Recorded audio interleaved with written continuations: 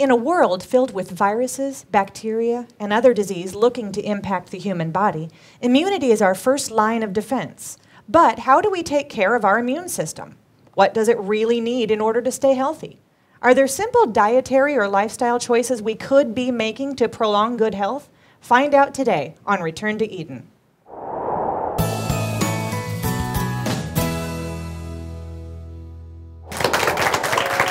Welcome, everybody. This is Return to Eden, and I am Allie Henson. We've got a great show today. We're going to talk about how to keep your immune system healthy, but before we get into it, let me introduce my guests. He's the Chief Operating Officer and host of Skywatch TV and best-selling author of books like Unlocking Eden and Time Bomb. Please welcome Joe Horn. Thanks, Allie. Thank you, Joe. And we've got Daniel Belt. He's a certified holistic health coach through the Institute for Integrative Nutrition and product development manager for the professional grade supplement and body care line Eden's Essentials. Please welcome Daniel Belt. Thank you, Allie. I appreciate it. So, Joe and Daniel, thank you so much for being with us in the studio today. We're going to try again to be succinct. There's always way too much, right, to cover in one show. But well, and today we're talking about immunity, so we know at the onset we'll never cover everything. It's such a huge topic. But we believe that it should be enlightening. Yes. Beyond what most people expect when they hear the words immunity and they think, vitamin C, I'm covered. We couldn't fall further from the truth, right, Daniel? Yes, absolutely. And especially because no vitamin C is created equally. But go ahead. Well, that's one of the things I want to talk about. You know, you hear about these trends. It seems like the health world is always full of these new kind of pop culture trends. Do this week to stay healthy. Oh, hold on, this is the new superfood. This is the new super vitamin. And in a world where a person is starting out thinking, okay, I need to learn how to take care of my immunity, but where do I even start? It's such a vast topic. And then there are all these pop culture trends that are always coming through. And it seems like also each time a new one is introduced, the old one, it seems like they're discovering something. Oh, you know, hold on, that's not the one anymore. Actually, studies have now shown that might not be so good. How can a person even start? Let's start at entry level. How does a person even begin to take care of their immune system? Something that in that question, I'm going to give it to you right away, Daniel, but something in that question I think sets you up perfectly. She said that as the trends change, then a decade later or something to that effect, the new studies illustrate, wait a minute, maybe we didn't really mean that, and now this is one of the side effects of having taken too much of this or done not enough of that.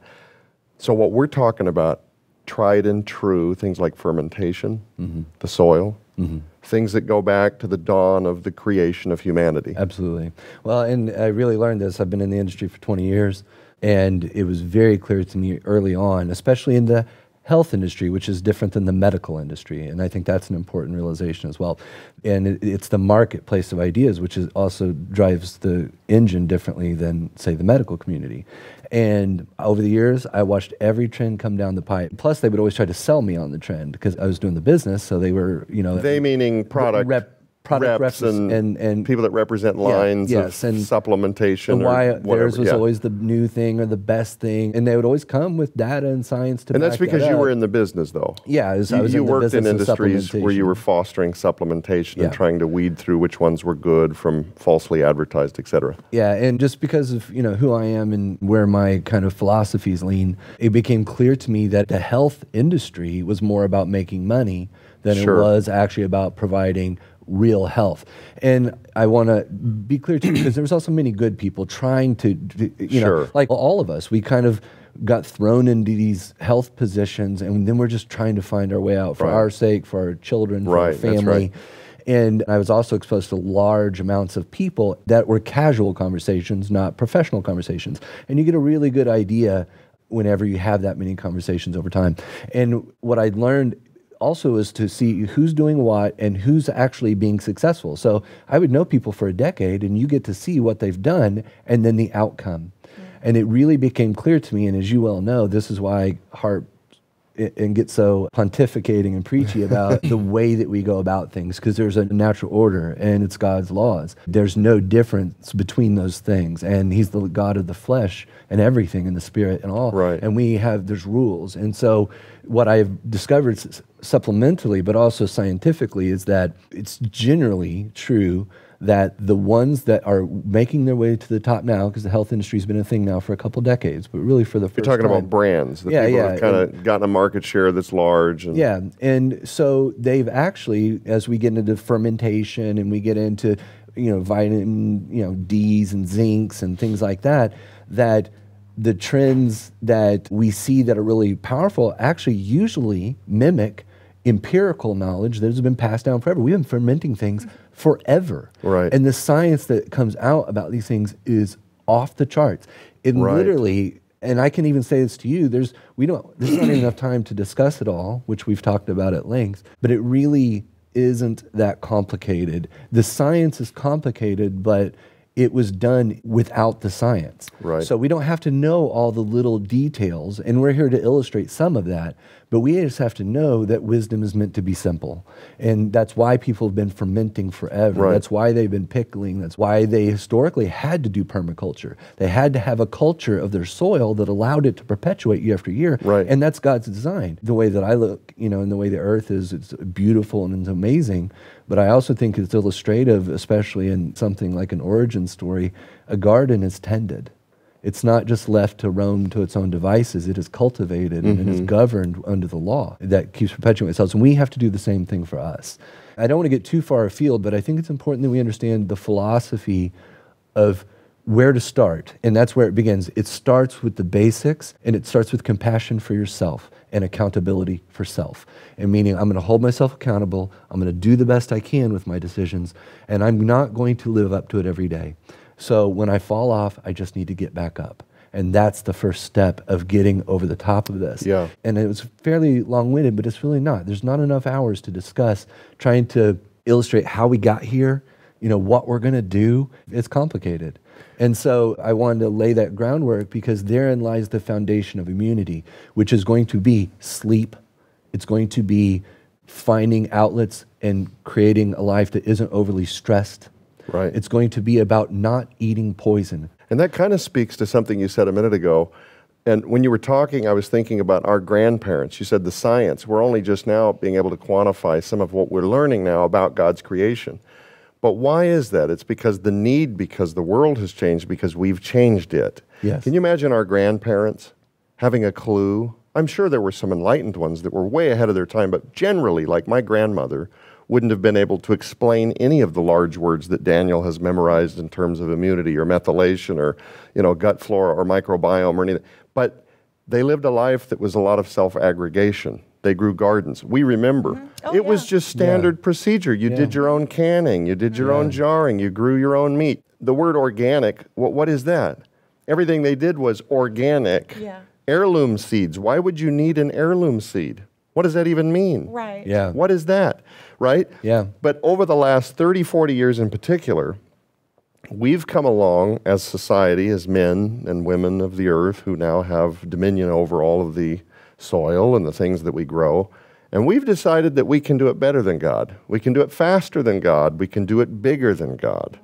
And we can do crops that come in twice as fast, that look more bountiful. But the price that has accompanied that, through the use of genetically modified organisms and pesticides and growth hormones and Prozacs and antibiotics with our meat, and the consequence of that has put us in a general immunity crisis. Yes. Now there's this pressure on science. This is why you said that wisdom is meant to be simple. Yes. Meant to be understood simply. It almost requires now that scientists at the forefront of these expeditions investigate things to try to explain to us why our bodies are not producing the correct hormone balance.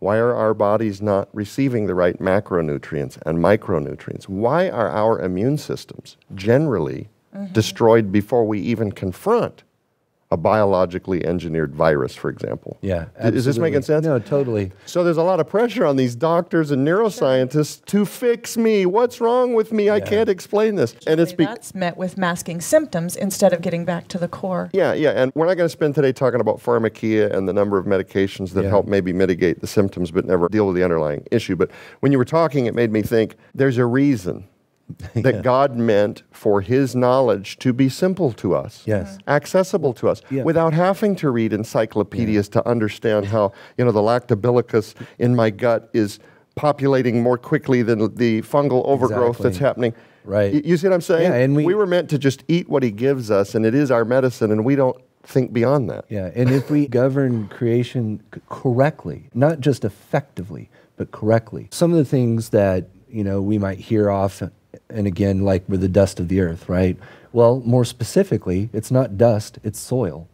And that's a literal truth, not a figurative. Every single thing that you're made of came from soil. Every single cell in you. Every single thing that goes on only comes from soil. Our origin story begins with the governance and cultivation dominion over that soil. And here's the beauty. Here is actually the really beautiful thing. Just like we can poison it, we can regenerate it. We have now governed the tools and have kind of went through that cycle of knowledge, acceptance, fall, and get back up, and so we really have some powerful tools. And so the powers that be that govern us, and this is, and I mean institutionally, and I don't mean just governmentally, this is academic, it is from the pulpit, and it is from the government. We are not explaining to people the most base aspect of what it means to be a human being and what's required of us. Disobey God's law and then find out, try to negotiate with biology, see how that turns out for you. Yeah. It's not going to work out. And so there's several layers of immunity, humoral, innate, and adaptive, and those are different. And we actually have control over a fair amount of that, and especially on the adaptive side. Right. And what that means is what you can do and what you do that is in conjunction with natural law, and then how your body reacts to, say, viruses, or flus, or cancers, or all of it. It's literally kind of all of it. Inflammation, it could be pain. It's so vast. And so we have a profound effect upon that. And it's not that complicated. It's just hard because of the way the game has been set up through pharmacia and industry, Dow, DuPont, ConAgra, Monsanto, Pfizer, Merck. They got this closed loop system on us. Again, wisdom is simple because it's supposed to be the aggregate of experience and information put together, which will distill it down into something that's wise, which is chew your food, don't eat poison, be nice, get lots of rest. Be impeccable with your word. Things, And again, sleep is God's law. You're required to do it for a third of your life. 1/3.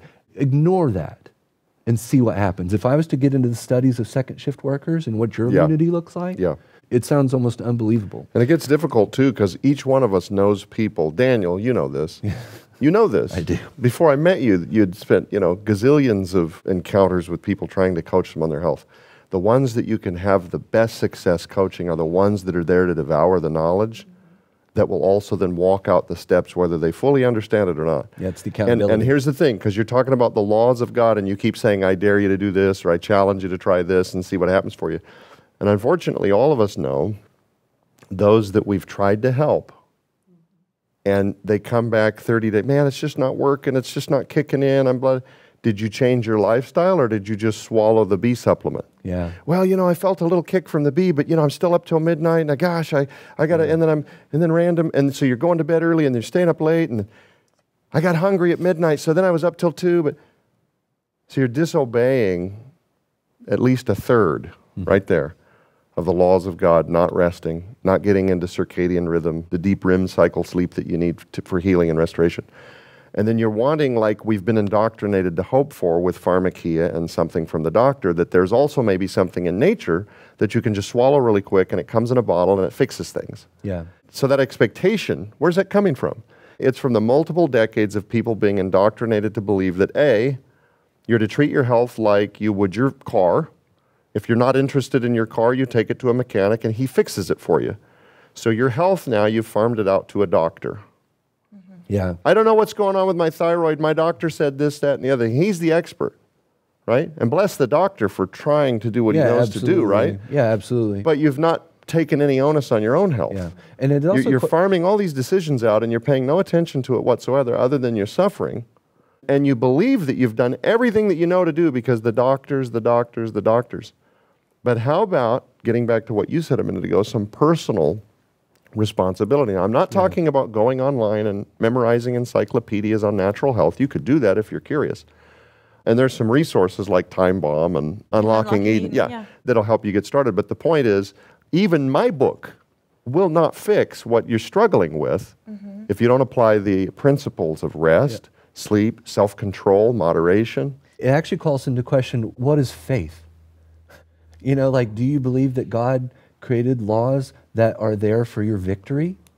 It's understandable, and it's not like a crushing sin, but the truth is we don't really have faith in God's laws if we're constantly patchworking what you're saying. But I want to switch this around because to be honest, that's a really big point. Yeah, we just started a new audio series. Yeah. It's a really big point and something that I think is very important to discuss, but I also want to make sure that we give an ample time to putting tools in their hands. Let's identify clearly the most baseline aspect of where it begins.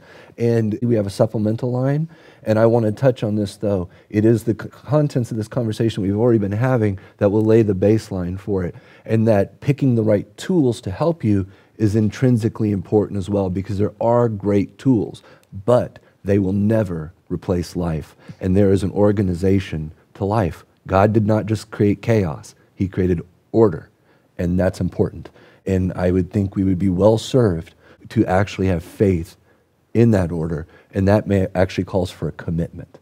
Well, there's another thing before you get into the things that people can take, the supplements. I think that's really important. But as you're going through that conversation, can you also kind of hit on some of the things that people are doing that are destroying their immune system and they don't even realize? Like, for example, it wasn't until I started researching with you on Time Bomb that I realized how detrimental sugar can be to our immune system. Yeah. And a lot of people might be, okay, I slept 8 hours, I did a good job, I went outside, I worked out in the sun, then they go and they eat a giant piece of pie or whatever that's got a ton of sugar in it, not even to hit on the beginning of what processed foods in addition to that do. So as you're kind of going through that conversation, maybe you could also point out a few things that a person who's really looking to change their immune system can identify as some of the things they're doing that's daily tearing down their immune system. I would actually make that a big picture generality, because what happens is inevitably is you'll start with one thing, well, is this okay, isn't this okay, and this okay.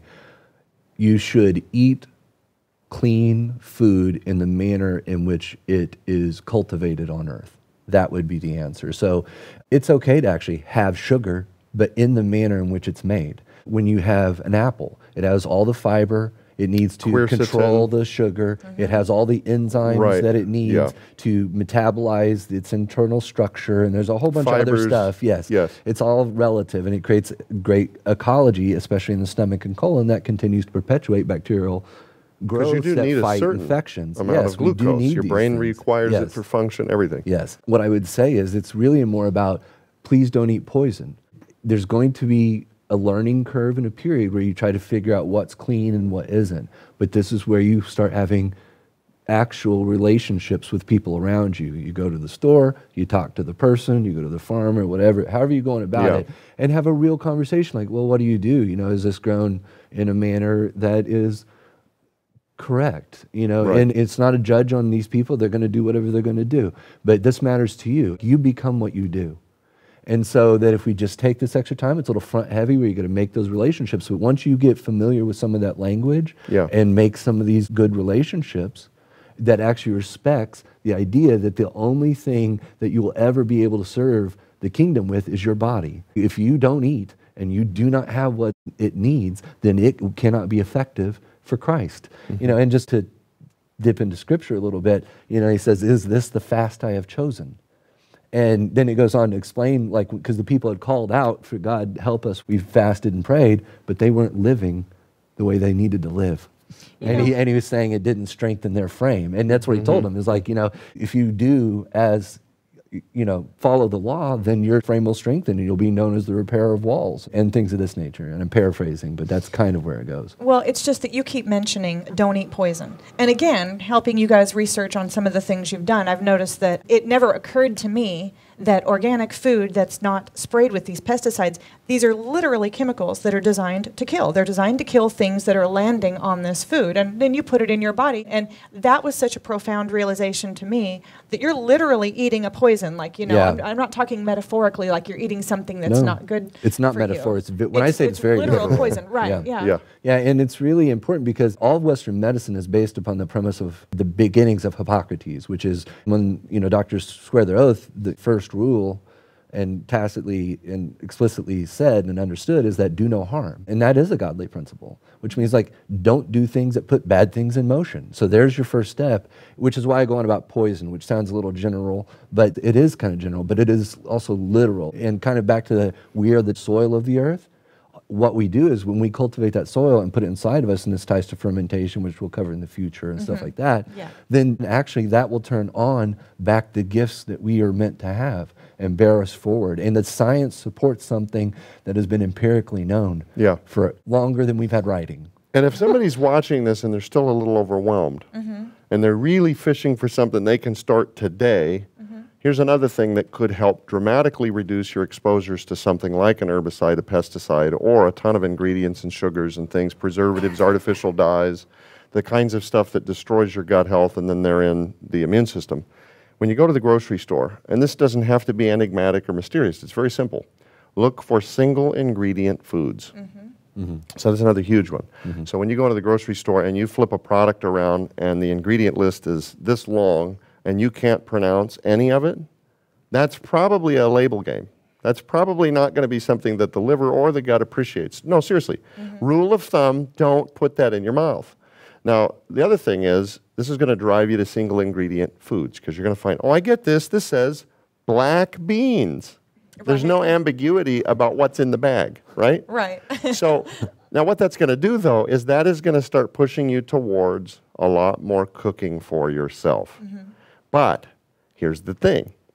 Part of the problem is the idea that commodities are meant to be fast. That we can get more work done if we just pop something in a microwave and we eat it really fast and we're back 2 minutes later. And part of that is the problem. Is that we've conditioned ourselves to believe that we can hyper-perform and get more done in the course of the day and whatever. And our bodies were never meant to be engaged in constant mental judo 100% of the day. We're meant to rest. We're meant to slow down and to close our eyes and to give thanks over our food. And to have every season. And to appreciate the nourishment we're about to receive. And this may sound all metaphorical and kind of mysterious, but no, we're meant to slow down, give thanks. We're meant to intermittently fast. We're not meant to constantly swallow, drink energy drinks because we're going.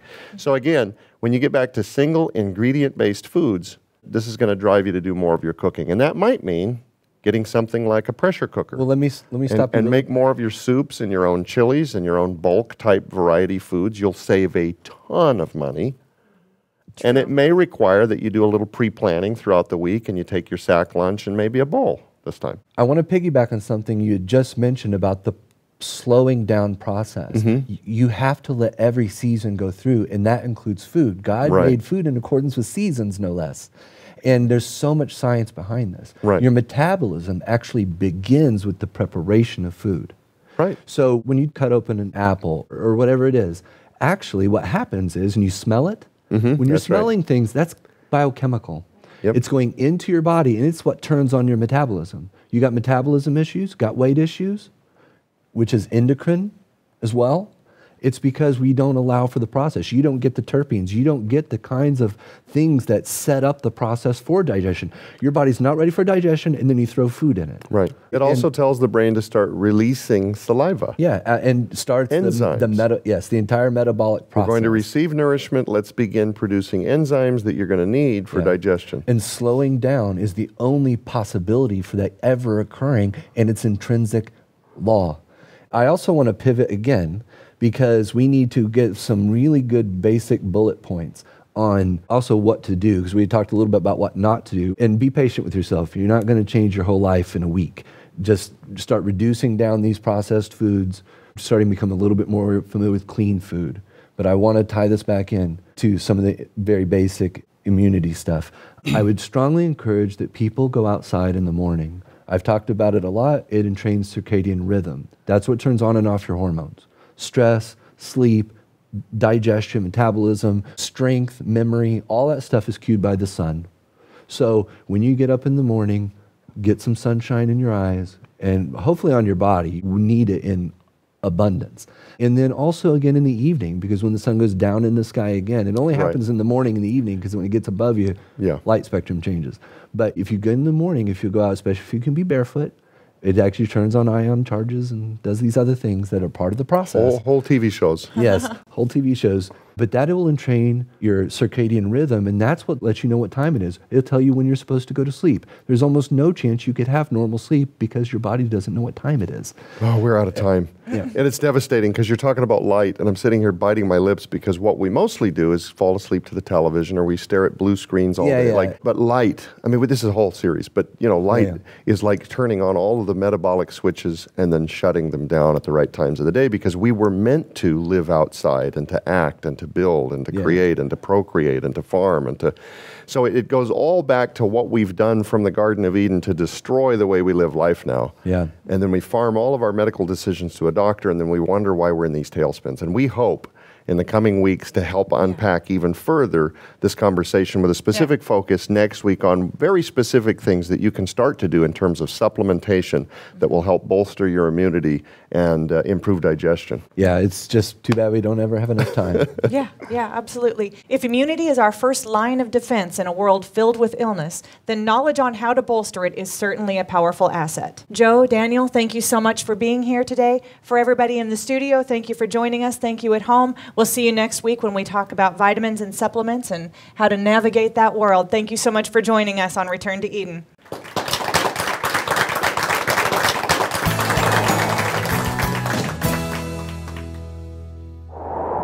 Millions of Americans are suffering a health crisis epidemic right now. Trouble with digestion, diabetes, chronic fatigue, hormone imbalances, depression, autoimmune disease, and more.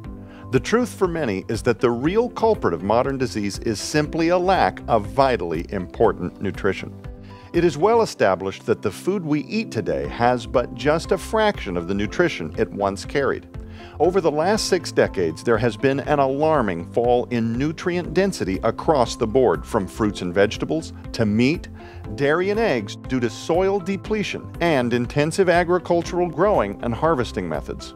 This means that less and less key nutrients like riboflavin, thiamine, niacin, fiber, copper, vitamin E, and phosphorus, just to name a few, are present in what we eat.